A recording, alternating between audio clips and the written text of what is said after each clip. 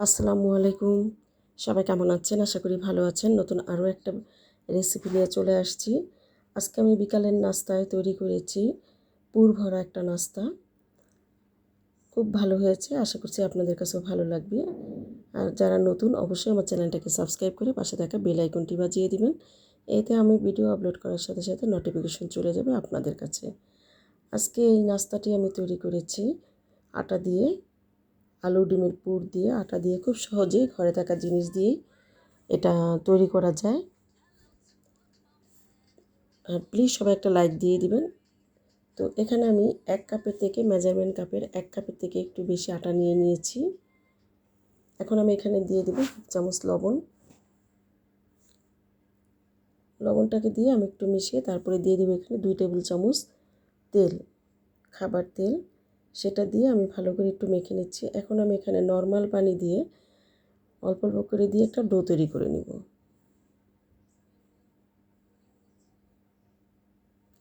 তো আমার ডোটা একেবারে রেডি। আমি পুরটা তৈরি করতে করতে ডোটাকে আমি এখানে ঢেকে রেখে দেব।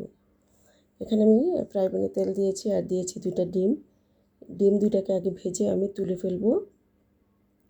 এখন আমি আবার তেল দিয়ে দিয়েছি। তেলের মধ্যে আমি পেঁয়াজ কুচি, কাঁচামরিচ কুচি দিয়ে একটু ভেজে আমি আগে থাকতে আলুটা কুচি করে রেখেছিলাম। এটা ধুয়ে পরিষ্কার করে নিয়েছি। আলুটা আমি এখন দিয়ে দিব। দিয়ে আমি এখানে সামান্য লবণ, সামান্য হলুদ দিয়ে এটা ভালো করে উল্টে পাল্টে সিদ্ধ হওয়ার জন্য আমি এটাকে ঢেকে দেব।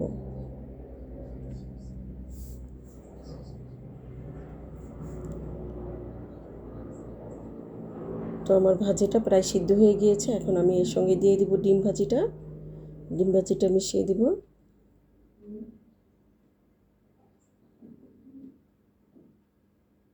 দিয়ে আমি ভালো করে আলুর সঙ্গে ডিমটাকে মিশিয়ে দেব। তো আমার প্রায় এটা সিদ্ধ হয়ে গিয়েছে। এখন আমি ধনেপাতা দিয়ে এটাকে নেড়ে চেড়ে নামিয়ে ফেলবো। আমার পুরটা একেবারে হয়ে গিয়েছে। পুরটা রেডি। এখন আমি যে আটাটা মেখে রেখেছিলাম সেখান থেকে আমি এটাকে একটু মথে এটাকে 4 ভাগে ভাগ করে নেব।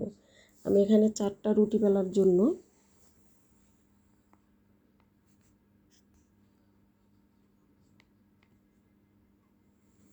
তো 4 ভাগে ভাগ করে নিলাম। এখন আমি এখানে রুটি বেলে নিব।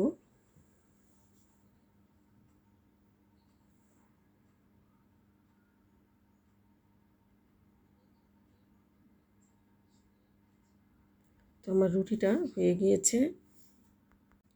আমি এখান থেকে পুরটা দিয়ে আমি পুরটাকে 4 ভাগ করে নিয়েছি 4টা রুটির মধ্যে দেওয়ার জন্য।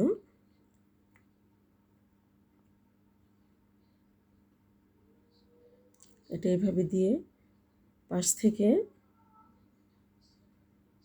এটাকে এইভাবে আমি আস্তে আস্তে করে এটাকে ঘুরিয়ে ঘুরিয়ে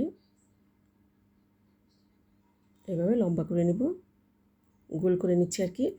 আর মুখটা যাতে ছুটে না যায় তাহলে পুরটা বের হয়ে যাবে। এটা পানি দিয়ে আমি একটা আঠার মতো লাগিয়ে দিব ভালো করে।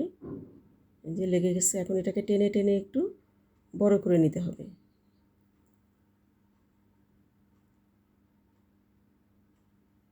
এভাবে করে আমি অনেকটাই বড় করে নিয়েছি।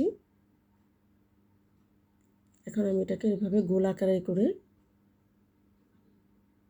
মুখে একটু পানি দিয়ে মুখটাও লাগিয়ে দিব ভালো করে যাতে ছুটে না যায়। তো আমার রেডি। এইভাবে আমি 4টাই করে ফেলবো। তো আমি প্যানের মধ্যে এটা ডুবা তেলে ভাজবো না। আমি এখানে অল্প কিছু তেল দিয়ে দিছি। এর মধ্যে আমি একসঙ্গে 4টা ভেজে নেব। এই নাস্তাটা কিন্তু বানাইতে একদম সহজ আর বেশি কিছু লাগে না। ঘরে থাকা উপকরণ দিয়েই তৈরি করা যায়। এখন আমি এটাকে লালচে করে ভেজে নেব। লালচে এবং মচমচে করে ভেজে নেব উল্টে পাল্টে। আমি কয়েকবার এটাকে উল্টে পাল্টে দিব।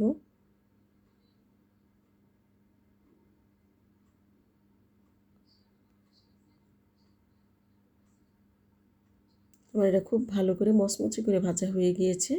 আমি এটা এখন নামিয়ে ফেলবো। আপনাদের কাছে ভালো লেগে থাকলে প্লিজ একটা লাইক দিয়ে দিবেন। সবাই ভালো থাকবেন। আজকে এই পর্যন্ত। আল্লাহ হাফেজ।